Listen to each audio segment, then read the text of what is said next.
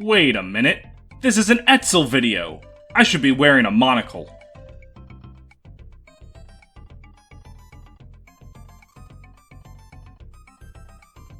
Hold on. I'm a Fire Emblem fan. We can't read.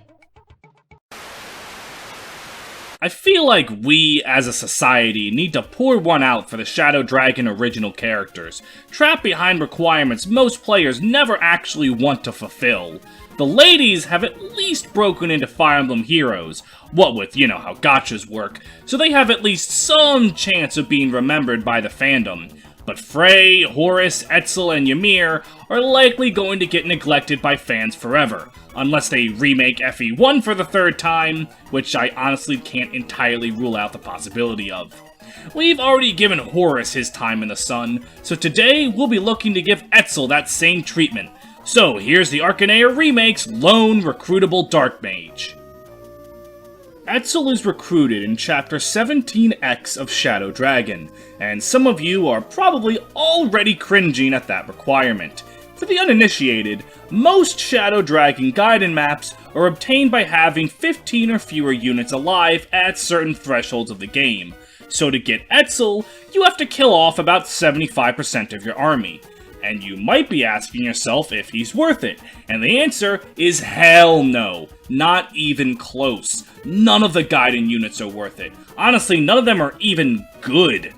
Etzel has okay base stats and okay growths, I guess, but even as a replacement unit for the dozens you killed to get him, he can only work okay.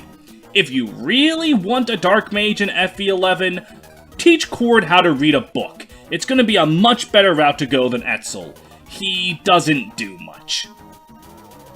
Etzel's first shown being taken as a prisoner of war by Grust, as they attempt to force him to fight Marth for them, and it's a demand that he outright refuses. They figure a mage is useful to have around, with or without his consent, so they lock him up in a dungeon and take his possessions, which are really only a book and a ring. Seeing them take his ring away sends Etzel into a fit, to the point that he, a mage, physically assaults the general, an armor knight, and needs to be pried off of him by other soldiers. Seeing how much the ring means to him, they say they'll return it only if he fights for them, and at that point he begrudgingly agrees, and stands as an enemy against Marth. Thankfully, he's the kind of enemy that doesn't do anything unless you attack him, so you can kinda just walk slightly around him without suffering any consequences. After the battle, Etzel comes to thank Marth, remarking that the ring is his last memento of his wife Ursula, who died when they were caught in the crossfire between Gra and Altia. Marth sympathizes with him, as that was the same battle that killed his father, and Marth swears that he will end the dark days that took their family from them. Etzel finds Marth's decree naive, but the sincerity of it causes him to offer Marth his spell-slinging services. Not that they're great, but he can use a staff, so that's something. He says that, quote, "I've no taste for war, but I do have a fierce hunger for ending it," and he joins Marth's army and then says nothing else for the entire game. And you know how Arcanea is. Etzel's character takes the simple but effective approach. The main takeaway to him is that he and his wife were innocent bystanders to everything.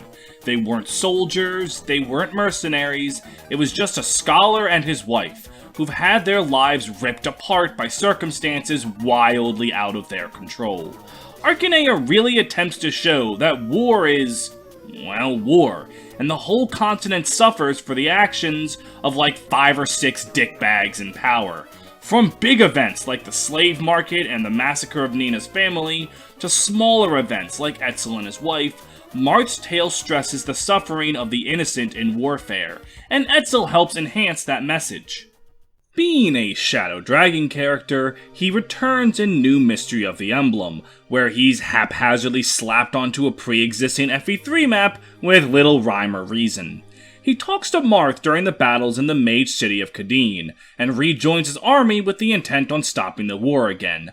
A fairly unimportant recruitment, which is customary for FE12, given that it has like 80 recruitments. I mean, you try to make all of them stand out. He does benefit from having support conversations with Chris, and they can talk to him to learn more about his character. Surprise! He's a dark mage with depression! A character trope that I have talked about on this show before, am talking about on this show right now, and will talk about on this show in the future. Chris is doing their shtick of being nice and attentive.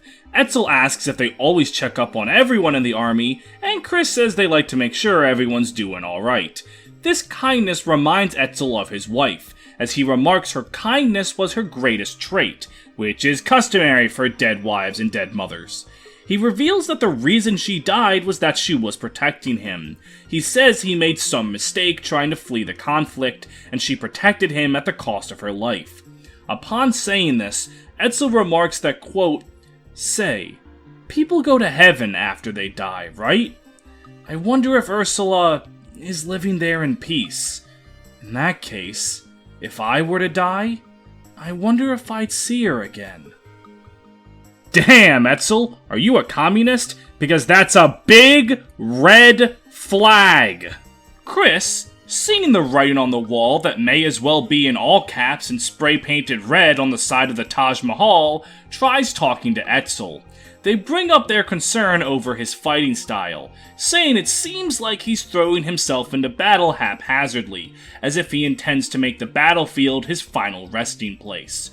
Etzel makes no attempt to deny this, saying that he thinks of his wife when he's fighting, and the grief overcomes him, and Chris attempts to heal his shattered heart.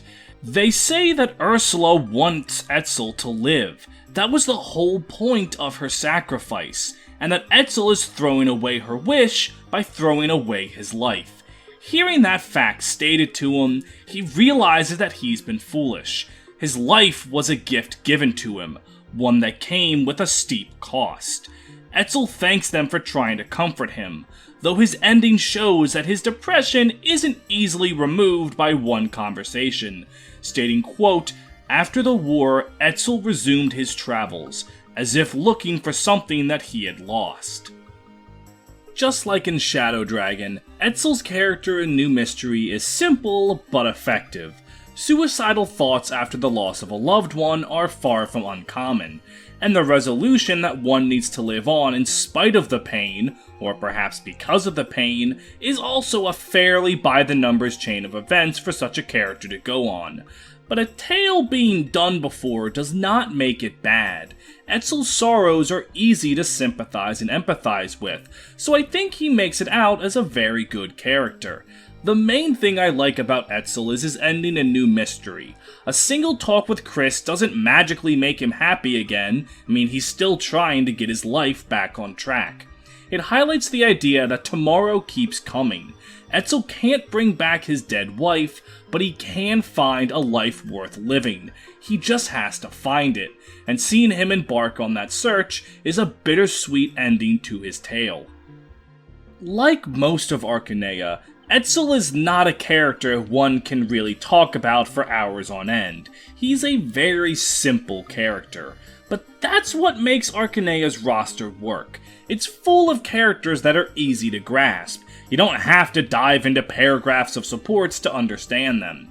Etzel manages to make a good, solemn character in a very short amount of time. A shining example of it not being about how much time you got, but how you use it. He's a somber man who helps the themes of the game he's in. He isn't much more, and he doesn't need to be much more. I just hope, one day, that guy gets to be happy.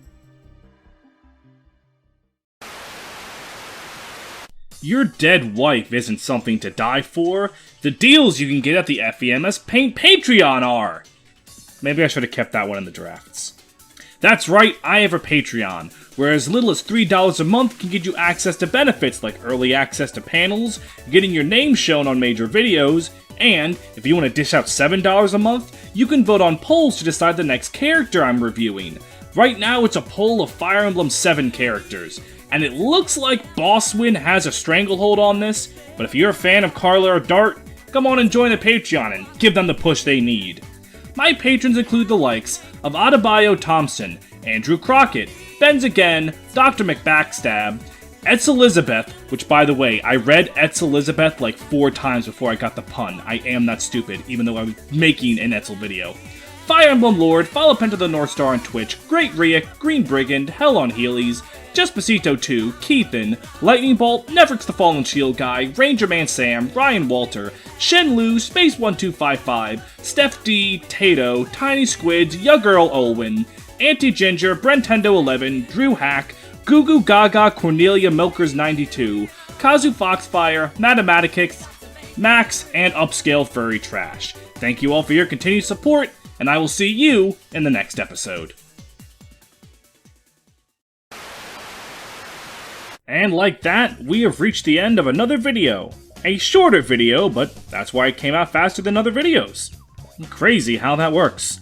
As always, I would like to thank the Green Brigand for helping me out, looking over the script, and making sure I don't say anything too stupid. Thanks for all the support, my bro, and hopefully you can continue to help me in the future. If you enjoyed the video, please consider joining my Discord. You're seeing some quotes from it right now. We like to have fun there, and we consider ourselves a cheery bunch. Also, while you're at it, please like, comment, subscribe, ring the bell for notifications, subscribe to the Patreon, and find a way to bring Tally Hall back from the dead. I don't know how we're going to do that, but we really should do that. Somehow. Until next time.